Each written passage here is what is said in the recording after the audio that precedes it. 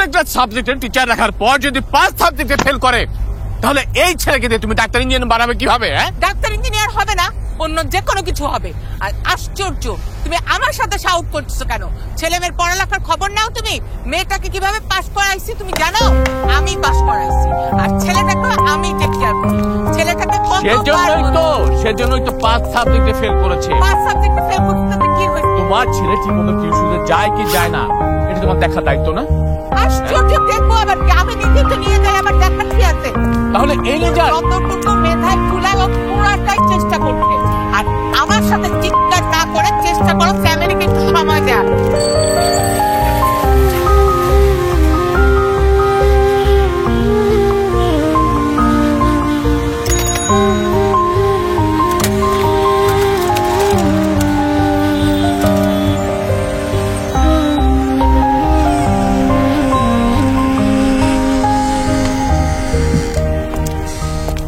Good morning আপু, কেমন bridal look চাচ্ছেন?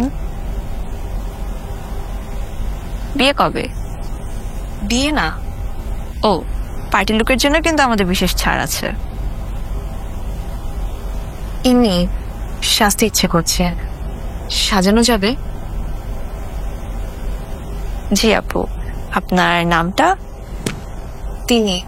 তিনি ইসলাম।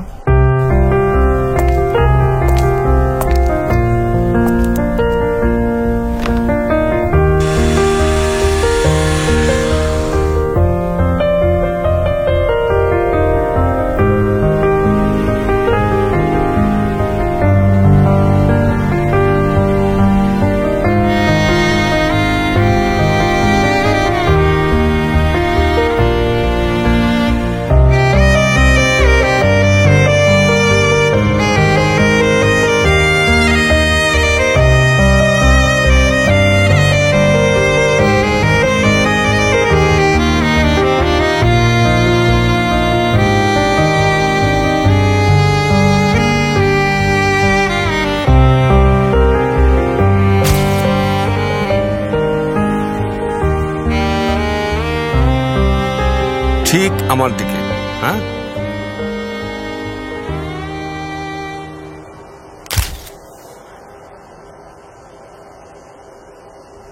এই ছবি দেখে কারোরই মন খারাপ করে রাখার কোনো চান্স নেই। আচ্ছা, আরেকটু উঠে দাঁড়ো।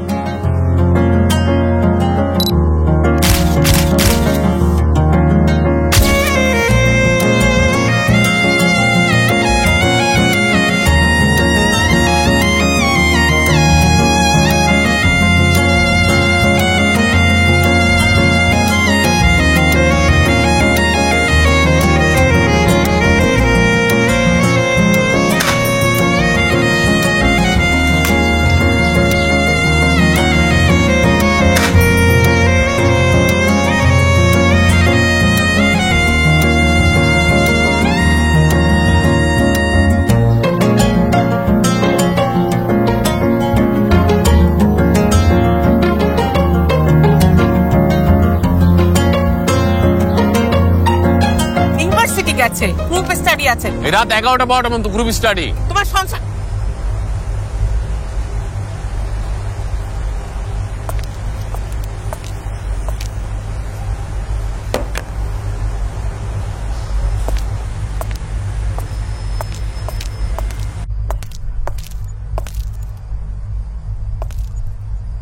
থামলে কেন? কন্টিনিউ করো। দেখেছো দেখেছো সাহসটা কি? আর ওর ব্যাগে দেখেছো গোলাপ ফুল চোরকি, নিশ্চয়ই কোনো ছেলে দিয়েছে।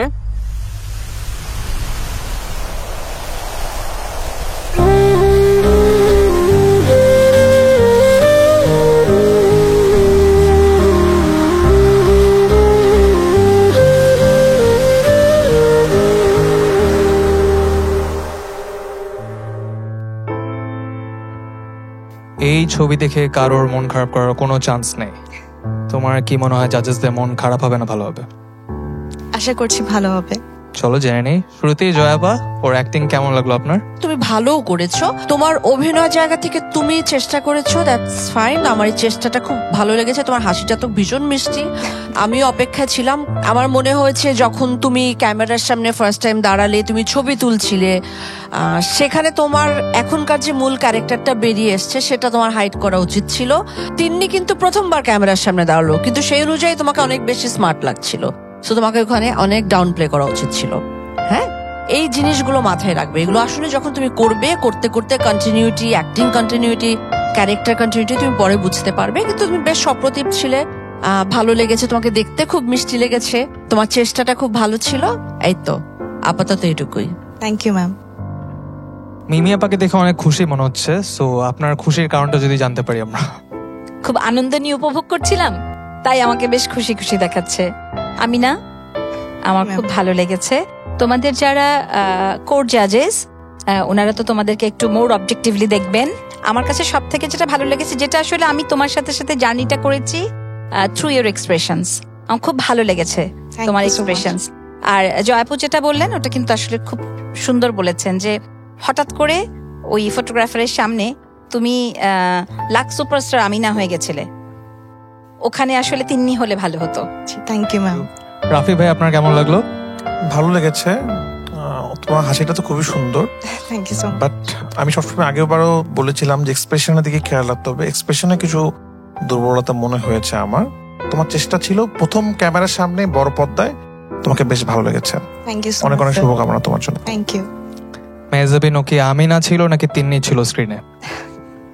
আমার কাছে একটা জিনিস মনে হয়েছে, তুমি তো এক ধরনের ফ্রাস্ট্রেশন নিয়ে আসলে বাসা থেকে বের হয়েছিলে। আমি মনে হয় যখন তোমার সাথে আমার 1-to-1 সেশন হচ্ছিল, তখন বলেছিলাম তোমাকে এটা অবশ্যই মাথায় রাখতে হবে দ্যাট তুমি আসলে ইন্টেনশনালি পার্লারে যাওনি। ইট ওয়াজ সামথিং লাইক তুমি আসলে বাসার এই ধরনের প্রেশার, এই কথাগুলো, এই জাজমেন্টগুলো তুমি নিতে পারছিলে না। তুমি একটু নিজেকে ফ্রেশ এয়ারের জন্য বের হয়েছো কোনো উদ্দেশ্য ছাড়া। আমি যখন স্ক্রিপ্টটা পেয়েছিলাম আমার কাছে এটাই মনে হয়েছিল। অ্যান্ড দেন যখন তুমি আসলে রাস্তা দিয়ে যেতে যেতে, তো হয়তো বা থাকে না মাঝে মাঝে কিছু একটা চোখে পড়ে যায়, অ্যান্ড হঠাৎ করে একটা মানে মনে হয় কি আচ্ছা আমি থাকে কিছুদিন আমরা আসলে প্ল্যান করি না কোনো কিছু, কিন্তু হুটহাট মন ভালো করার জন্য কিছু একটা করে ফেলি। তুমি যদি এই এক্সপ্রেশনটা এখানে দিতে বা এরকম করে যদি জিনিসটা পোট্রে হতো, তাহলে আমি বুঝতে পারতাম দ্যাট ও আসলে একটু ডিস্টার্ব ছিল নিজেকে একটা ট্রান্সফরমেশন, কারণ ওর মনে হয়েছে আমি আসলে যেই জগতে আছি ওখান থেকে একটু বের হয়ে আমি ডিফারেন্ট কিছু করতে চাই, আমি নিজেকে অন্যভাবে পজিটিভলি ডিস্ট্র্যাক্ট করতে চাই নিজেকে এক্সপ্লোর করার জন্য। But overall you looked so sweet বলার বাইরে, অ্যান্ড ইউ ট্রাইড। এই জিনিসটা definitely we can understand that. Thank you. Thank you so much আপু। You welcome. আফজল স্যার, আপনার কেমন লাগলো? আপনার এটা শুরু, আমার এটা মনে হয়নি আপনার শুরু। আর আপনাকে কেউ বলে দিয়েছে কি করতে হবে এবং সেটি আপনি করবার চেষ্টা করছিলেন। সবকিছু যে আপনি পারবেন তাহলে আপনার শুরুটা হবে কেন? আপনি শুরুতে যেটা করেছেন সেটা অসাধারণ। ভালো থাকবেন। Thank you so much sir. Thank you Amina, এতগুলো গুণী মানুষের সামনে ফার্স্ট টাইম তোমার অ্যাক্টিং আমরা দেখলাম। এত ভালো ভালো কমেন্টস প্লাস টেকনিক্যাল কমেন্টস, তোমার কেমন লাগছে? অসাধারণ লাগছে। First of all I am really honoured. এত গুণী মানুষদের কাছ থেকে এটাই আমি চেয়েছিলাম, যে আমার যেখানে কারেকশন দরকার জানার, যে যাচাই করতে এসেছি। So yeah, I am really glad. So আচ্ছা, আর একটু বলি। জি, আপনি একটা বই হাতে নিয়েছিলেন, নন্দিত নরকে, ওটাকে পড়েছেন আপনি? না স্যার, আমার পড়া হয়নি আনফরচুনেটলি। আপনি কথা ভালো বলেন, বইটা পড়বেন। জি, অবশ্যই অবশ্যই। Thank you Amina, you may go back now. Thank you so much. Well, আমি অনেক এক্সাইটেড ছিলাম, বিকজ এটা আমার ছোটবেলা থেকে স্বপ্ন ছিল একটা অ্যাক্ট্রেস হওয়ার। সো আমি কখনো ভাবিনি যে লাক্স সুপারস্টারের স্টেজে এসে আমি কখনো এত বড় স্ক্রিনে আমার নাটক দেখতে পাবো, তাও আবার এত গুণী মানুষদের সামনে। আমিনা সব থেকে ভালো দিক হচ্ছে কি, আমিনা খুব এক্সপ্রেসিভ, ও খুব দ্রুত এত ধরনের এক্সপ্রেশন একটার পর একটা শিফট করে গেছে, সেটা খুব ভালো লেগেছিল। অ্যাক্টিংটা এত সহজ বিষয় নয়, অনেক দিন চর্চা পরিশ্রমের ফলে মানুষ একটি অভিনয়টা ভালো করে, কিন্তু ও চেষ্টা করেছে, সেই চেষ্টাটা দেখা গেছে, সেটাকে আমি সাধুবাদ জানাই। অ্যাজ এ নিউ কামার আমি চেষ্টা করেছি অভিনয়ের জায়গা থেকে সর্বোচ্চটা দেওয়ার। এটা তো মাত্র শুরু, আসলে সামনে আরো ভালো করতে হবে। আমার ল্যাকিংস গুলোকে ফুলফিল করে, আমার কারেকশন করে, I can fix it, I guess, ইনশাল্লাহ।